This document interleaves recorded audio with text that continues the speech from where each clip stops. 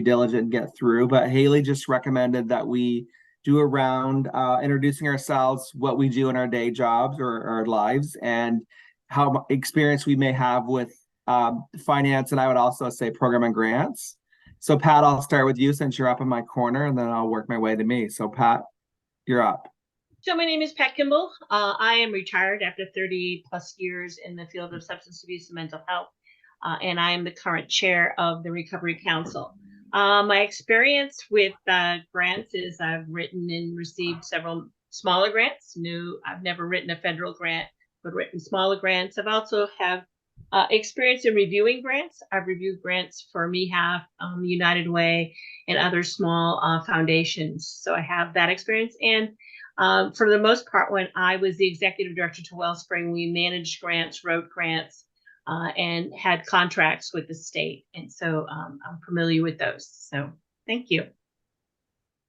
Liz. Hello, Liz Blackwell-Moore, she, her, and I am the Director of Public Health for Cumberland County Public Health Department. And my work in the past have done programmatic work. I've been worked on in work that's been funded through federal, state, philanthropic grants. I've written lots of federal grants and state grants. I've also was a reviewer for SAMHSA on a couple federal grants for a few years. And we now also write a lot of, we do RFPs for a lot of our work here, in which we then are sub-award money out to other organizations. And programmatically, I think part of my work that I've done over the years is really doing needs assessment and planning, as well as implementation. So sort of leading folks, whether it's folks that I'm working with or communities or organizations, through kind of a process of getting from needs and assessment to implementation and evaluation. Great. Gordon. Gordon Smith, the Director of Opioid Response in Governor Mills' office. My entire legal career, for the most part, has been involved in the nonprofit sector. For 39 years, I was at the Maine Medical Association, where we would have been applying for more grants than reviewing grants to give out money. We had 2 501c3 foundations.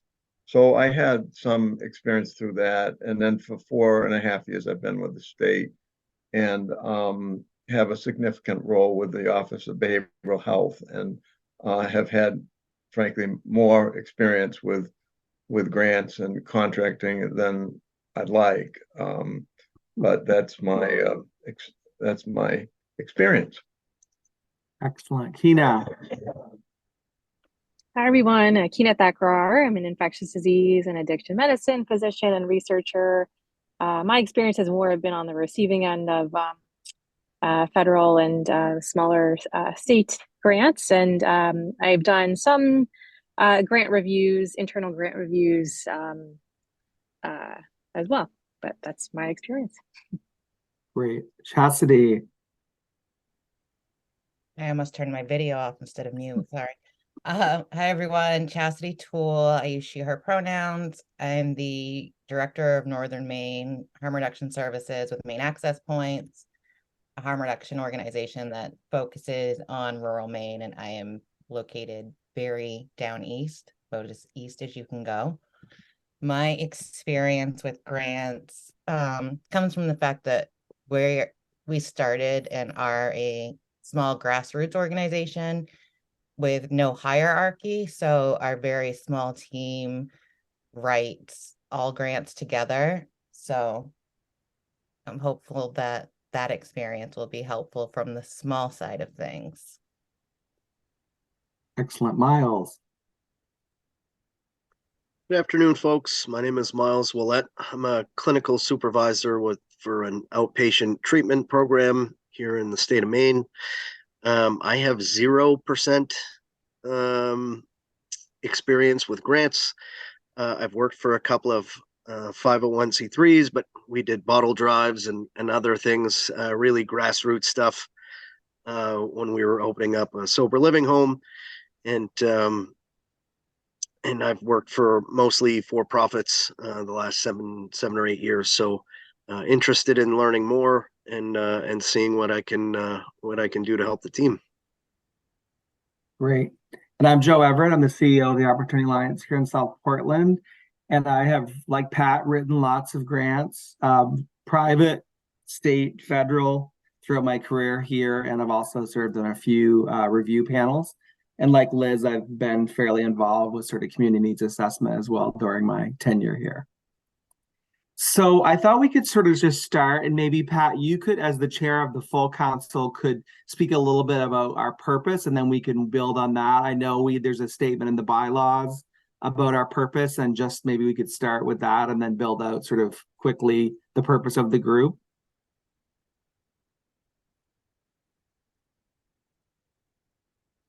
Oh, maybe she's frozen.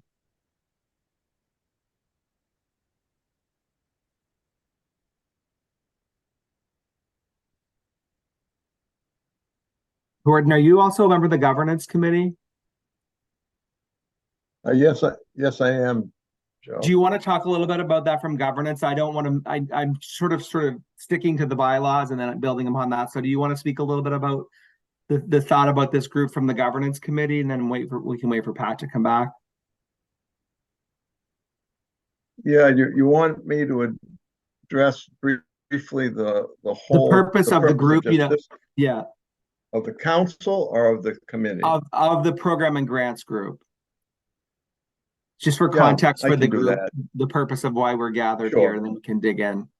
Yeah, and I think for the benefit of any of the public that's watching, so the most people are aware the Maine Recovery Council has responsibility for half of the settlement funds that come to the state, and the council has organized an executive committee, a governance committee, a finance committee, and the grants program and grants committee.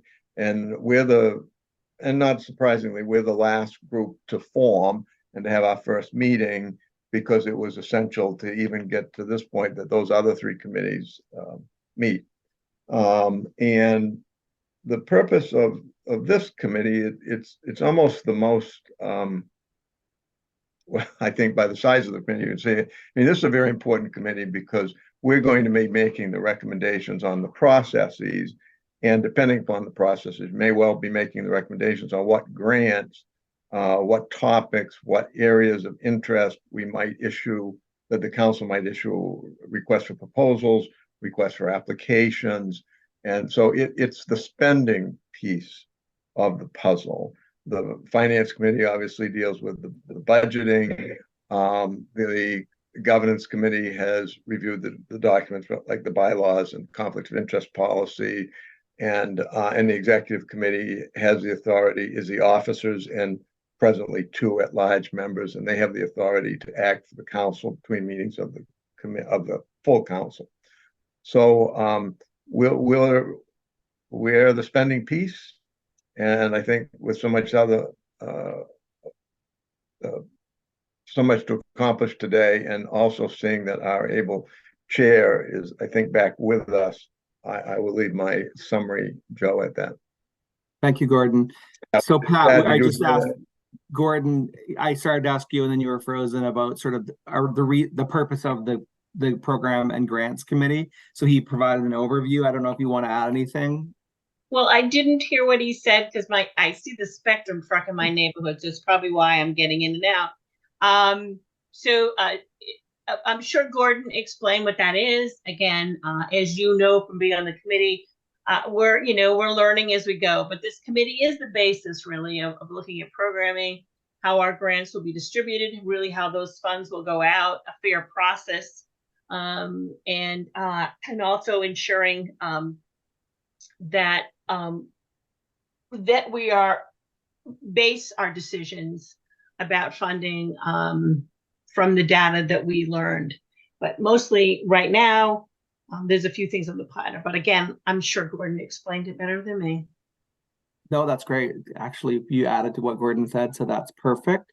So just a procedural question, does the group have to develop a charter, or is our language in the bylaws efficient or sufficient, I should say? Did the other groups create a charter? Just to stand with the bylaws?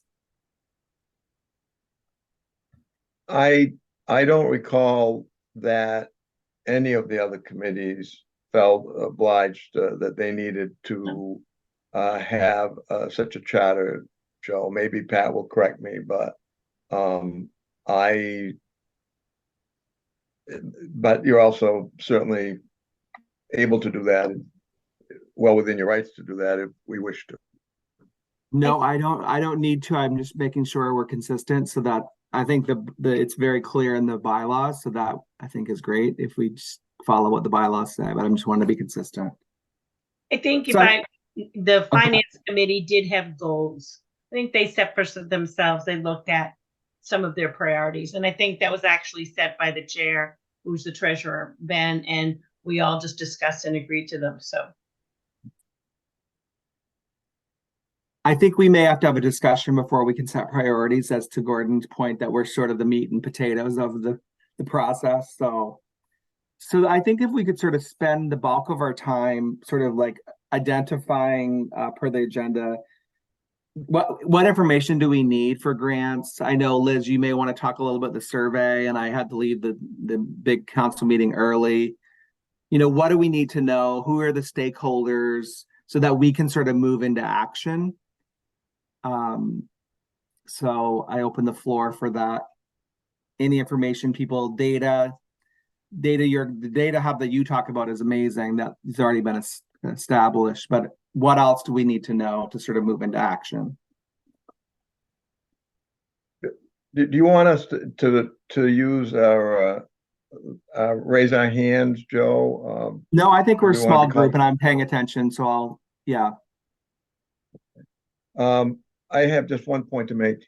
It's pretty important to understand that whatever we do as a council or as a committee, that we are governed by the memorandum of understanding and the appendices of those memorandum of understanding in the various lawsuits.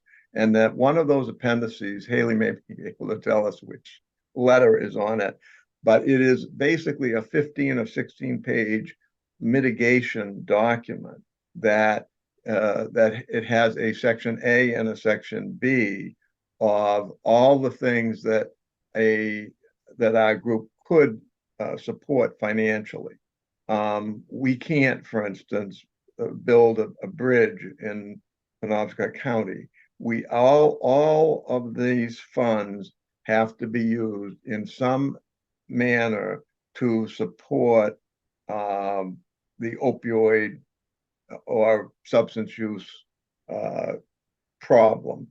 And they're very broad, those 15 or 16 pages, and they are on the Attorney General's website too. And so we don't have a blank check. And I think it's important that we in the public understand that there's general categories there that we are permitted to spend these sums of money in. And just for clarification, they're called Schedule A and Schedule B, correct? So Thanks. Yeah. And I think that we can get to the survey in a moment, but I think that I do think for us to have a discussion today about like, okay, what's the information we need to know and some of the processes. What is some of the information we need to know to be able to make decisions and help the group come to some sense of priority?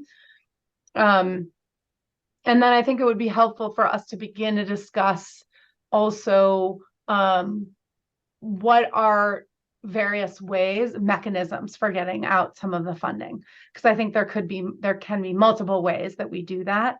And I think it would be helpful for us to start thinking about that, about some things could be short term, some are going to take a little longer to do. So having a sense of that from this meeting, I think will be helpful for our discussion as a full council.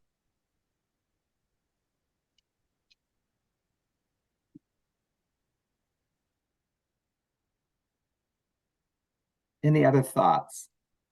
So one other thought, at some point in time, I think that, and Ben may do it with the whole council, how the money is distributed will be important when we make those decisions, long-term, short-term, multiple years, 1-year grants and all those.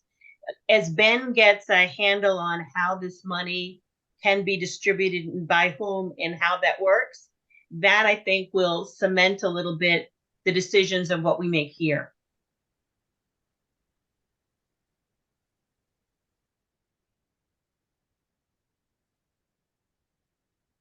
So what about stakeholders? So, we've heard a couple of times from Sarah Squirrel from the department, they have sort of shovel-ready projects and what's our thoughts around their projects, not to go too deep. Are there other stakeholders? They're a stakeholder, they're very organized, they've been working on this, as has Gordon's office, for a long time. So what do we need to hear from other stakeholders? And will the survey be enough, or are there other strategies that we want to employ to hear from folks? Miles. So I think we discussed last week towards the end of the meeting that we were going to hold a community forum to hear from these stakeholders throughout the state of Maine, and I'm sure they're going to be quite a bit that we could maybe hear what they've got going on, what they've been working on, that are probably working along the same lines as the state's strategic planning. But maybe we might hear a few things that aren't aligning with the state's strategic plan. So I think that meeting will hold a lot of weight on finding out who the stakeholders are out there and what they have, what they're doing now, what they want to do, what their plans are. So I just wanted to throw that out there. That's great. I had to jump off the meeting, so I missed that. Yeah, I think, I think that the public forum, the survey, but just to touch briefly on the state funding, the only thing that really is that, and we could dig into it deeper, is the suggestions that the state gave to us, and having them present a little bit more detail. The thing is, with them, the state can immediately do them. They have the means of contracting. They have an easy means to request the money. And so if there's things on their list that we could listen to and say, we're willing to fund that, and this is what we're willing to do, that would really be if you're looking at a speedy way to get that money to the community, looking at some of those state proposed projects may be one of our best ways. But again, we can choose which ones or not at all. But we've really only got a brief overview. Maybe at some point in time, asking Director Squirrel or someone from our office to give a little bit more detail on what those projects look like. But again, because they are with the state, they are the easiest way to get the money to the community at the moment. Not saying long term, but short term, that may be the fastest way. Yeah, I agree, Pat. I think, and they've also thought things, they're on the receiving end, so they're seeing and hearing sort of the needs. And to some degree have prioritized a bit, or probably would be willing to even prioritize more. When I think this goes to the point of having parallel processes, that while we're doing community forum and survey and coming up with what we think our priorities are, we could be asking them to come up with a really much more clarity on some of this. Like, it is what would expansion of naloxone distribution look like? Who would get it? What's their plan for that? Doing stuff on, like, if it was a mobile unit, or this expanding access to MOUD for incarcerated individuals, is that paying for main care for folks, or does it go to jails? Like, where does the money go to? Like, I think we could be asking those questions so that when we get to the place where we've heard from the public, we've heard from stakeholders, and we have our prioritization, we could quickly say, if we have 5 priorities and 3 of them are being met by these, and we have details, we could then say, yeah, that. But I think I would want to have details like, we had a situation with the tobacco settlement funds where the money then went for Maine Care uses and they got diffused into Maine Care, right? And it now became Maine Care payments. So I do think I want to know details. Like, I think we should expand access to MOUD for incarcerated individuals, but I want to hear, like, I want the details of that, right? So we can make those decisions. And I think we can ask them for that, but we need to come up with some process of what's the information we need to know from them in order to fund it. But we could be doing that at the same time. Totally agree. Go ahead, Miles. So how do we market to these stakeholders? How do we throw that out so that everybody knows what's going on, throughout the state of Maine? Because I don't know how many people actually tune into these meetings or what people know is going on. So I was just curious on how do we reach these stakeholders so that we can find out this information? I think there's a lot of ways. Like if we look at public hearing and this survey, everybody has listservs that they can be sent to. We could do a press release so it goes in all the newspapers inviting people. Like use all the existing avenues, and it doesn't just have to be the states, because I think the grassroots part of that is really what's going to get the most people there. And I think oh, go ahead, Gordon. Sorry. Well, I agree with Chastity, and the 15 of us come from different sectors appointed by different groups. So we ourselves can do a lot. It has to be publicly noticed anyway as a public forum. I think that the AG's office would help us with that. And we'll promote it as widely as we can. I mean, I think because we all have an interest in helping people. And I think we actually set a date at the end of the last meeting? Did we set a date for this public forum? Because I'm thinking we did. We set There a was a- week. Yeah. The date we set a week, and it's Week of October 23rd. yes, thank you. So just to look Well, into when we can block it then. So I think that's like one of the biggest things we need to figure out so we can start spreading the word. but that's a month, and the executive committee would probably have the authority to set that date, frankly. And I think we'll have a lot of comment. And I think, one of my interests, frankly, is to make sure that all the stakeholders and all the interested parties have a shot at it. And that's,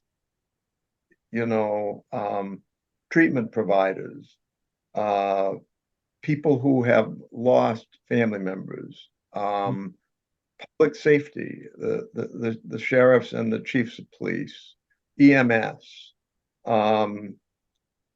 really interested in people who are living this and have really suffered. And I do think that probably be a very long hearing, but people can submit things in writing as well. So I don't think, Miles, that there'll be a real problem honestly with reaching the stakeholders that have an interest. Then you have a whole other group of people that haven't got firsthand experience with it, but are citizens of the state and have an interest in it. So those are my thoughts. I have a question that is maybe a Gordon question. Is there a state portal, or maybe this is Haley, where people will be able to upload written testimony? if they can't, like, is there something that we can use that already exists? I don't know about anything that already exists, but I do think that that's where the council was headed, is having something for people to submit written testimony that gets read aloud by the council if they can't make it in person. I don't know that we have like a specific dashboard set aside for that, but it's certainly an easy option. I'm sure it won't be a problem to collect written testimony. Yeah, I was thinking like just a simple one for rule changes that is really easy for people to upload to. Yeah. And I think we can also keep the survey open during that period of time so people can feel like they get to do quantitative information too, because they'll be able to say their piece, but also be able to add to, so that when we get both perspectives, so we can see like, okay, there's a preponderance of people prioritizing this thing, and have that kind of be, I think that will be helpful when you're hearing a lot, like a flood of people's stories. I think it'll be nice to have both of those pieces of information. It's a great idea. So Yeah. I'm surprised. Oh, Kina, I'm going to cut you off. Oh, never mind. I was just gonna say I agree, and I think I guess like my worry is that like I just don't want to get too much of a skewed perspective, right? So I think that if we make it clear that we're doing both, that people can have both of these options, will be really important. That's all. We just want to make that loud and clear so people can get their voices heard. So just I have two thoughts, sort of somewhat tangential perhaps, but just I'm surprised that we're not hearing more from the provider community. You know, providers really pay attention to money. So are folks hearing from providers, various providers, about the resources that could be available? So Yes. I get emails from providers, and I'm sure members of the council do. Some email me privately because Mhm. they know me, and so they ask when a lot of them, if there are, I also get a lot of stuff, ironically, from legislators sending them my way for new nonprofits that are popping up with Mhm. innovative ideas, and asking questions about when is this money available, when is that. So I think there's people out there that know the money's there. The press certainly has put it there. Mhm. And again, I get both from old standard providers that we're very much familiar with, to brand new ones that are saying we've just started a nonprofit looking for money, and how soon is this money available. And a lot of them, they want to come to present to the council. Yeah. I have sort of said it's not time for that. When the time comes, we'll let you know, but that's not the time. So I'm also getting lots of requests from providers in Cumberland County too, because they know we have access to some county funds. So there's lots of folks who have great ideas that I think are awesome, and I hope we fund them in many ways, like locally and at the state level. That's great. I certainly get a lot of inquiries and comments from providers, Joe, and like I think maybe in October I was invited to come meet with the Maine Alliance that you're involved in, I believe. Yeah. So sometimes I do think we have somewhat of an obligation to go the extra mile for those people that aren't in an organized alliance. I mean, we know where the associations and alliances are, the advocates, the people that know their way around the state house. It would really, I do think it's important to make it as easy as possible for those whose whose lives don't revolve around advocacy, but they've been really impacted. yeah, I think it would be, when we get to that point, I think having a day or a training for anybody who wants to apply for a grant. I mean, that's what the United Way does. They hold a training day. So if you're thinking about applying for a grant with our local United Way up here, they hold a training day to tell you how to fill out the form, how to do that. Anybody applying, and you don't have to attend, you can still apply. But again, there's a lot of people that are applying. Like, I'm thinking of this one thing, and his thing is about music and recovery. It's very interesting. He has no idea how to fill out a grant form, none. And so I think we may want to keep that in mind, that we have some sort of instructional day or something for people to attend to get an idea of, here's our form, this is what we expect, that kind of thing. And that will be for people who have never tried this before. And I'd actually love to put that like on a parking lot of an idea around providing ongoing technical assistance to small organizations, because I think we fund, like the states and feds are trying to fund smaller and smaller organizations, but still require all the hard like difficulty in reporting and finances and all the stuff that they require of, say, like us at a county, and people really struggle to do that. And I don't want this money to then cause more problems. We want it to build capacity. So I think we might want to think about setting aside money that's specifically for technical assistance, that is ongoing, that helps people maintain this funding and applying. So I love your idea, Pat. Yes to the, like, how do you do it, but how do we continue to help them? And sorry, go ahead, Kina. No, I agree 100%. And one thing that we've done, at least like internally where I work, is, there are research navigators, for example. So if there's a point person that can help provide that technical assistance, even if we earmarked some, like you said, Liz, like some sort of funds for that person and contract out for the technical assistance, I think is really important. I agree, because we want smaller organizations to apply. I think at like our second meeting, we talked about size.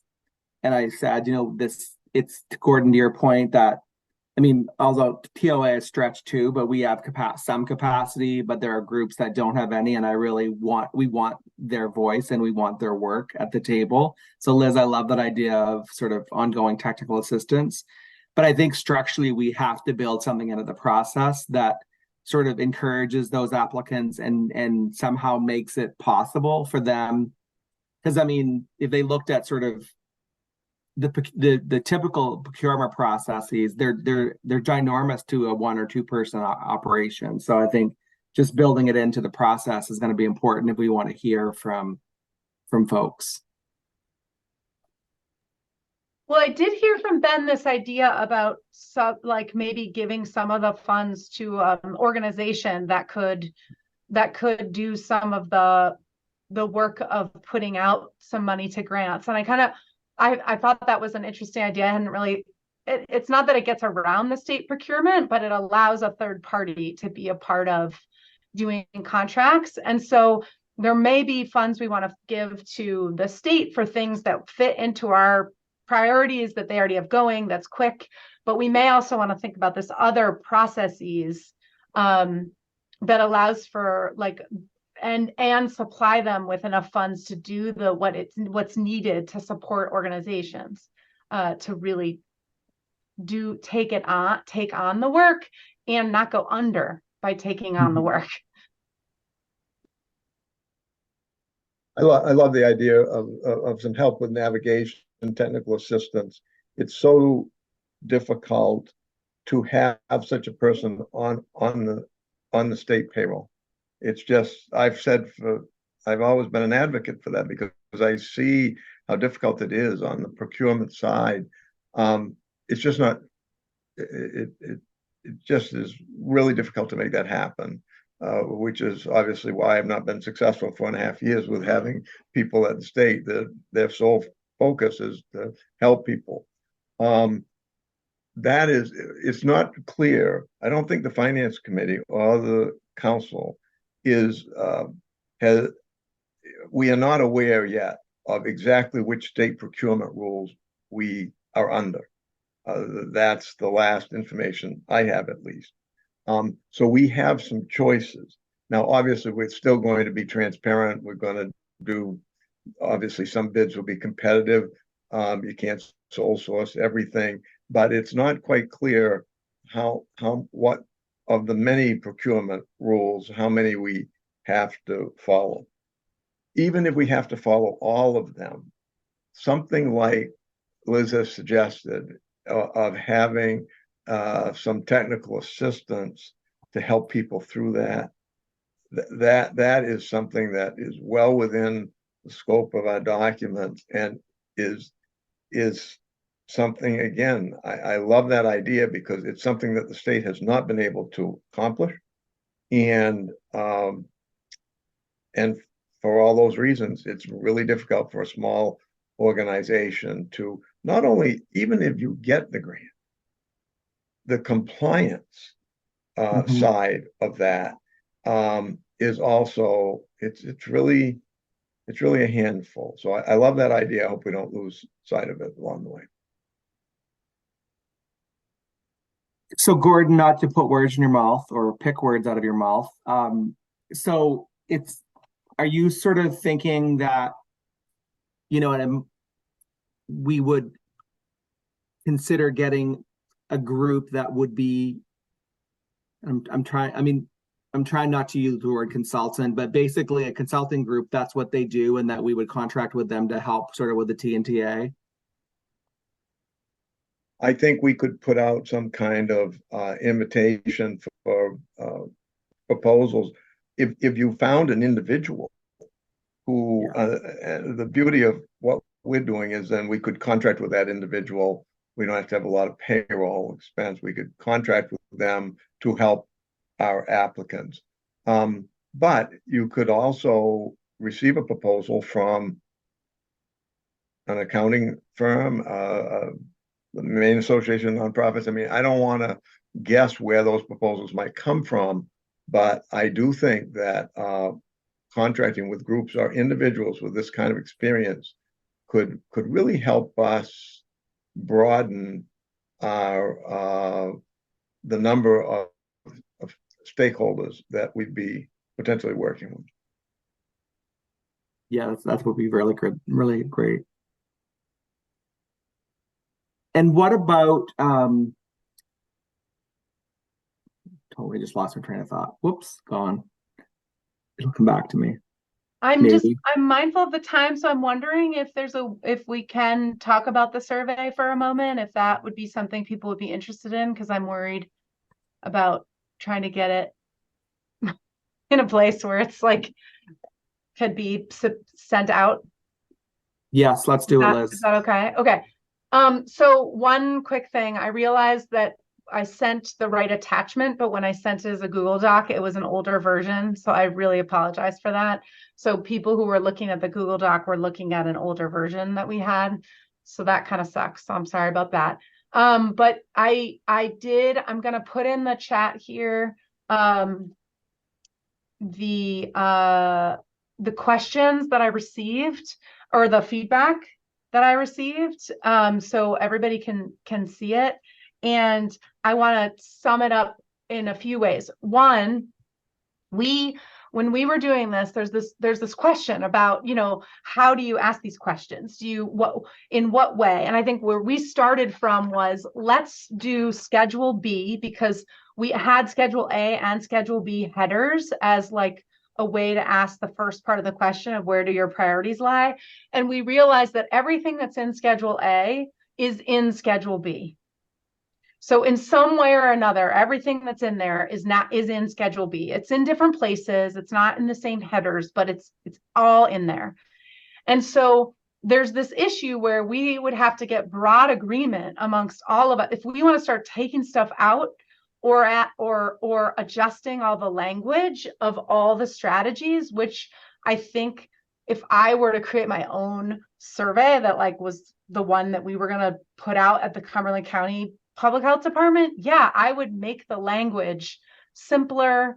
I would do some things to it, but I would also when I did that, I would be making choices about what things I prioritized and what things I didn't. And so I think there's like some decisions here that are hard, because we have to, how do we get 15 people to agree upon some of those changes? So we basically pulled from the 9 headers and then put in the strategies that were in those headings. And so there are a couple comments about, should we, so, and there's three individuals, organizations, and cities and towns. So I think there was a question about, should we ask cities and towns that aren't getting the funding? And while I agree we could ask them, so we can ask other towns too. I mean, there is a question in there, are you receiving funds? So like anyone, so it could be that they aren't receiving funds. So it would be geared towards them as well. There was a question about, should we ask schools questions? Because there is that whole, the part around the school. And I would say that makes a lot of sense. But we didn't do that. So we can decide to make a different school one or add them in. They are a very different audience. So I think it could be okay to send a separate survey that's just to schools, that's not part of this Qualtrics one. So I think that's possible if we want to just keep going with this one. There was a question about whether or not there should be more on law enforcement. And I asked Brendan this question. And we picked Schedule B. Like there's nothing in Schedule B that has anything about paying for supply side. There's nothing in there. So I know, Gordon, you have this comment about in the litigation, there's other strategies for that, and there aren't in Schedule B. And he was under the impression that his response to my question about it was, his was the same. He understand that approved uses are really focused on the demand rather than supply, and that it's really about Schedule B. So I'm not sure if you have other information that's not here. Well, it's been a while since I've looked at the 15, 16 pages, but I'm just kind of surprised. I would be surprised if I read that document again and there's not anything about stopping the supply of lethal drugs. There isn't. It seems to me that there were things there, but let me go back and look at Schedule A and Schedule B and see where that, and I'll just take a second look at it, Liz, and see. Yeah, because we didn't take it out. There is a piece on training. You can train law enforcement and you can do training and they can do alternative responses, but there is not any. So anyway, you can look again, but we didn't like take that out. That wasn't like an intentional thing we took out. Thanks for that clarification. I will look at it. I think there was something about the data waiver. We fixed that. I guess I'd love to see what others think about how we might move this forward. I mean, the part around simplifying the language is really one that I think is a challenge. And I don't know how to do that I started to do it and I realized that I was like really changing significantly the strategies. And then we have to like agree upon, like, it's, I don't know, it's hard to do that. So I don't know what people think about that question. So that was one of my concerns, was the language in it, that it's very, I'm thinking to myself, if I'm an ordinary person not directly involved in the field or whatever, would I understand even what that was? But I also hear you, Liz, that when you start changing terminology, do you start changing that focus of what is meant to be there? Because words are sometimes words. So that was my comment. And if you didn't change the words, that would be fine with me. I mean, I'm not going to insist, say, but again, that was my concern. If I'm an average person filling out that survey, would I be so daunted by words? Would I say, never mind? But no, again, I hear you. I am bringing this up as like not a like that. I think it's about whether I think this is a legitimate problem, and one that if you start going down the treat, just the first treat opioid use disorder, there's like expand treatment, but then there's like do this continuum of care, and then there's telehealth, and then there's improve oversight of OTPs. You start making some real, like I would like take out some of these because I don't even think people are going to understand them. But then we need people to kind of agree to that.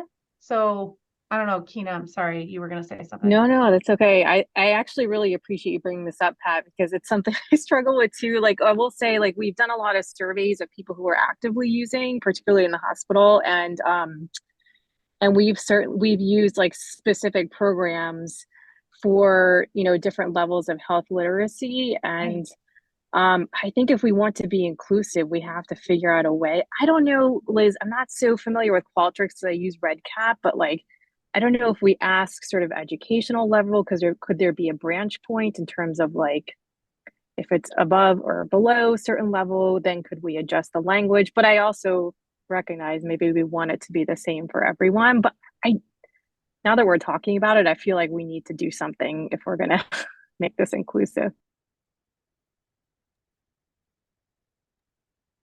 I think unfortunately it is very technical. So I think Liz, short of like doing what you're suggesting and taking things out, I think it's hard to like lay it down more. So because it's so technical. So for me, I think it's very comprehensive. And then I think for someone else, it's like, wow, just Kina, it's a lot of work in general because it's a lot. And people will only get 3 questions. So like if you choose 3, you choose 3 topics, and then you're going to get 3 questions. So it, you know, and then there's a couple other questions, but that are totally separate from those strategies. So it's not like you're choosing from all of them. So we're looking at it and it's super overwhelming. But even still, like if you choose treat opioid use disorder as your #1 priority, now you're choosing from 14 different things. And I read the first 4 and I'm like, they kind of sound a lot alike. You know, so maybe we want to simplify them into like, we could simplify them, but then how do we get agreement that it, with the whole group, that it still keeps the spirit of what's in here? My advice would be don't worry too much about getting the support of everybody. Don't let perfection be the enemy of good. This is only one input. We'll have 20 input. People can come to the public hearing and they can speak. People can send us communication. The survey, it's one thing. It's not the only thing. Right. And I went through that. I could have made 100 comments on, gee, will people really understand what that means? Right. We can't worry too much about that, honestly, because we'll never get it out the door. We'll never get it out the door. Just do the best you can with it. It's one input. We can do another survey at another time on narrower topics. We all feel the pressure to move, and so I think you did a great job with it. It's a lot of work, and you know I'm gonna vote for it. You know, honestly, because I think it's important to have a survey, and you've got a good one. I've made my suggestions. That's my advice. So am I hearing you saying you don't think I should change it? Like try to make it simpler? Because I could work on it in the next 2 days. Well, I don't want to be the person to answer that question. I mean, it's a question for all of us, but I'm saying that I'm going to err on the side of getting something that people can complete and not worry about whether it's perfect. Perfect. Got it. Yep. Do others folks have thoughts on that? Chastity, I saw you were going to say something. No, not really. I mean, for the most part, I agree because I would rather get it out sooner rather than later. Like, I think with the survey, we're going to hear more from non-individuals anyways. I think we'll hear more from organizations, municipalities. So it's okay.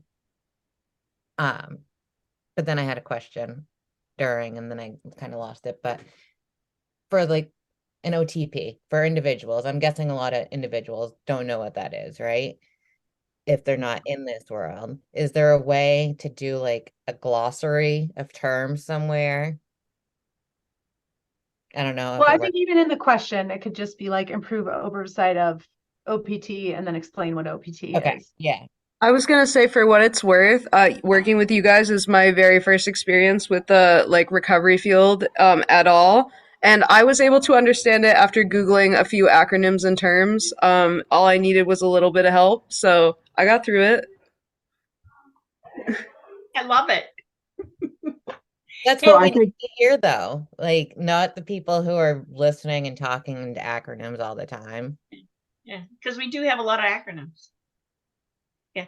And Liz, I also made a comment about the schools, and I think for me right now, I think if we got this survey out, we may want to talk about a separate survey for the schools because they really are sort of a different animal or sort of species from that, and they do have some funding. So I wouldn't hold that survey up for the schools if it Great. was me.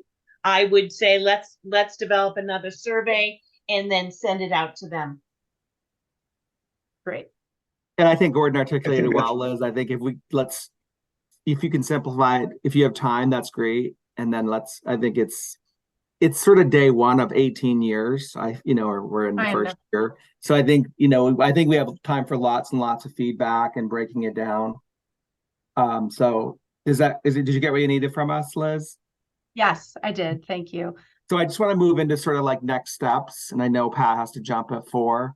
So it sounds like the survey, we just talked about next steps with the survey, the community forums. Are we charged with anything there since I had to leave the council meeting last week early?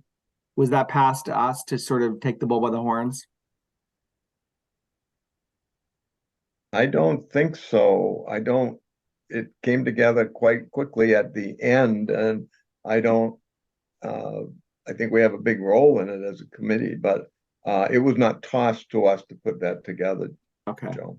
Joe, why don't you leave that to me and let me Okay. do an email to the whole council and ask if there wants to be a little subgroup Mm-hmm. that wants to be part of developing that, and then that subgroup can write some procedures and protocols for it and then ship that off to members. Let's do it that way rather than stick that on this committee. But I can put Okay. out an all email to everybody, and then they can say whether they want to be part of that planning process for the public forum.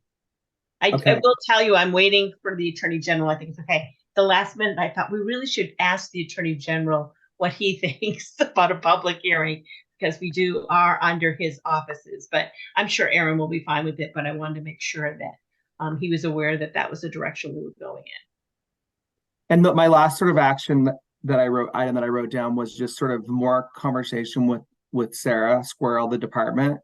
Do we want to do that parallel to the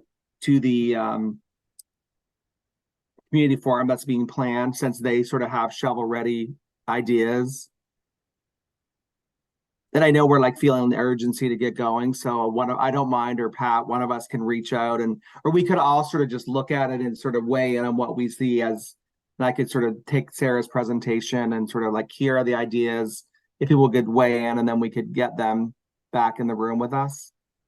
I wonder actually about using it as a test for what is it information we want to know so that it Okay. preps us for, like, maybe we have a document we work on that is like, because we have very clear things they want, we could say, what are the things we want to know about this? Who's it going to impact? Is it going to be statewide? Is it like we could come up with what our questions would be for them to do? And that actually might then serve us for future things we want to put in an RFP for other organizations. Like, these are the things we're going to need to know.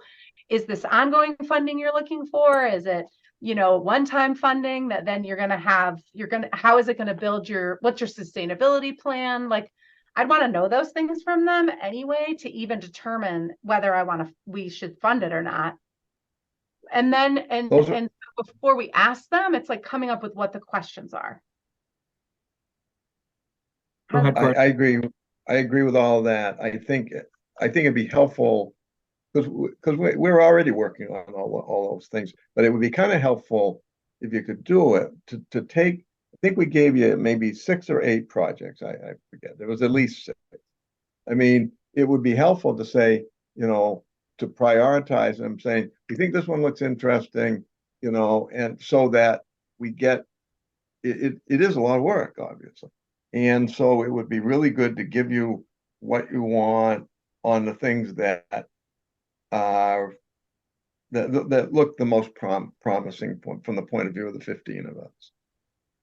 If you can. I mean, you can give us questions that and we can give you the answers in all 6 or 8 cases, but I just know how that's some would be easier to put together. Some are more shovel ready. I appreciate Right. Joe saying they're shovel ready. Trust me, some are more shovel ready than others. Well, they're blue plan ready, maybe, or blueprint. I have a question, kind of a thought. So even if we took the top 3, I don't know that all 15 are going to have the same top 3. So could we do something like everybody identifies their top 3, and then from there we go through and pick out, all right, this had the most, so we're going to add this, and then we'll take the top 3 from the cumulative. Yeah. That's something Well, very, very simple like that would be very helpful, I think. Yeah. These are the eight projects, and I don't think they prioritized them even. These are the 8 projects we did they not. gave us. And Right. so here as a group, can we vote on, where our priorities are, and majority rules, we'll look at where those are and then go from there. And then we also have to look at the dollar bills. How much are we Yeah. willing to spend on this project? And so we certainly can do that. Let me try to figure out some sort of short survey that we can either do at the meeting or do that. Okay, I can do that. So Pat, you're going to take this as a takeaway? Madam Chair, that's great. And I can help you with whatever. Yeah. And I have the document to my side here that I'll look at, but I think something that we could, let me know what I can do to help. Yep. Perfect. Any other business for the good of the group? Do you guys, while you're here, want to come up with a consistent meeting time? Yeah, let's get one on the books. I Well, personally like 3 o'clock. I don't If know we're how that gonna works for mainly everyone else. be on Zoom for this, then I can. The Right. finance committee is meeting only over Zoom, so that's definitely an option. Does this time work by Zoom? This Tuesday at 3? I'm with Miles. 3 works well for me. If not, Tuesday's tricky for me, but if it's Zoom, it's not tricky. If I have to drive, it's tricky. It works for me. The only thing to think about, and maybe it's not a problem, is if we wanted, like, we're right after the full council meeting. Do we want to change it so we're before the full council meeting or stay after the full council meeting? Oh, because the full council's on the 2nd Tuesday. Right. So if Got we it. stay at this schedule, whatever we decide today basically waits 3 weeks before weeks. it's brought to the whole council. Well, I think of how boards operate, I think if we met before the board meeting, so to speak, it might get better traction. Chastity, Right. to your point. But then when we want to meet the third, today's Tuesday, right? So when we want to meet the first, when did you say the council meets? The first Thursday? The council's meeting the second Thursday of every month, and I believe the finance committee is going to be taking the first Tuesday of every month. And Haley, the Maybe we only could take difference the is in second. October, right? Our meeting is It's on the 10th in October, just because the room we use isn't available. But for the end of your current term at the council, it will be the second Thursday of every month starting November. Okay. So could we do the Tuesday of the council week? So you'd have to say either the first or second, because as Ben pointed out to me, he chose the first Tuesday because in some months, like November, the second Tuesday is after the second Thursday because of the way the month is set up. So you would have to select either that you want to do the second Tuesday of the month. It would be available because Ben's going to be on the first. Or it could even be the last Tuesday of every month. Yeah, and then you're just a little bit ahead of the next council meeting. That would work too. And then that guarantees that you're always before a council meeting because, like I said, months are weird and sometimes the second Thursday comes up before the second Tuesday. Like if the month starts on a Wednesday, so you wouldn't always be before the council meeting if you chose the second Tuesday. So I like the last Tuesday of the month, if So that that'll works be for you. October 31st, or because the last Tuesday would be next Tuesday, and I think we're not ready to meet again. So then in this instance, it would be the 31st of October. Does that seem like a long ways away? I think we'll have homework It along does. the I way. think it's good as a regular meeting time that last Tuesday, but in this case, where we're just starting to wait 6 weeks seems too long to me. So maybe we could have a special interim. That's what I was thinking. Yeah. I think Next month's recovery council meeting is all on a weird day too, so you guys might as well go out of your norm for October. So is that I did 10th, have is our recovery council meeting the 10th at 2 o'clock? Yes. I'm just October. curious. Oh, go ahead. It's October 10th, Yeah. Tuesday, right? Yeah. And then after that, it'll be the second Thursday of every month. So what if we met like on the 17th of October, just to Gordon's point, kind of an in-between, and then we'll get our rhythm, we'll get our cadence nailed down. Does that sound doable? Works for me. Kina, what were you gonna say? Oh no, I was just gonna say I usually see patients on Tuesdays.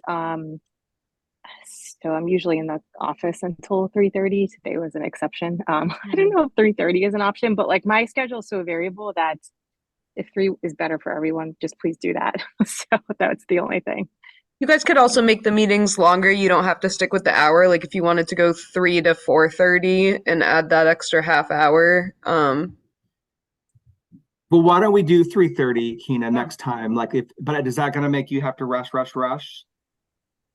It's okay. I'm always rushing. Okay. So how we do 3:30 next time, and then we'll maybe That's fine. we can talk more about Appreciate that. the next. Okay, Thank so you. next meeting, October 17th from 3:30 to 4:30. Yeah. Okay, I will send you guys an agenda probably next week for that. And then after that, it'll be the last Tuesday of the month. Last Yeah. Tuesday of the month. So the next Okay. meeting after that will be the 28th of November. Okay. Which seems good. That's not That'll be good because it's right before the week we're planning for our public hearing too, so it Yeah. gives us a little extra time. Yeah, the October meeting. Yeah. And then real quickly, when I get, like, I'm gonna do some work on this survey and I'm gonna send it back out to the survey group for just a review. At that point, do we feel comfortable with my staff person putting it into Qualtrics and just like going forth? Yes, I do. I am, if it helps move things forward, I think that would be fine. It will. It'll move things forward for sure. Okay. Yeah, trust me. I would like to get it out too. Like, I have one last question. I might be a pain. So our next full council meeting is the same day as the Maine Public Health Association conference. Does that mess it Don't up? be such a pain, Chastity. Cool. Didn't know that. it's gonna be two. I have to leave the. I mean, I think the presentation that we're doing for Project Dharma is early enough that I can get there, but I don't know how it's going to affect other people. Yeah, I'm leaving the conference early to go to the Recovery Council meeting. Like, I'm kind of bummed about it, but I got to go to both of them. Right? Right. Well, I'll take that on, like, if anyone has a specific conflict, let me know about that. We'll just have to handle that on a person-to-person basis.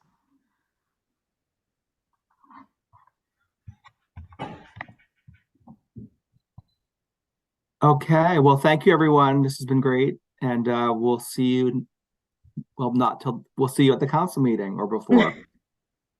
And thanks for all your good work. Yeah, thank you. Thank Bye-bye. thank Thanks, you, everyone. Joe. See you all.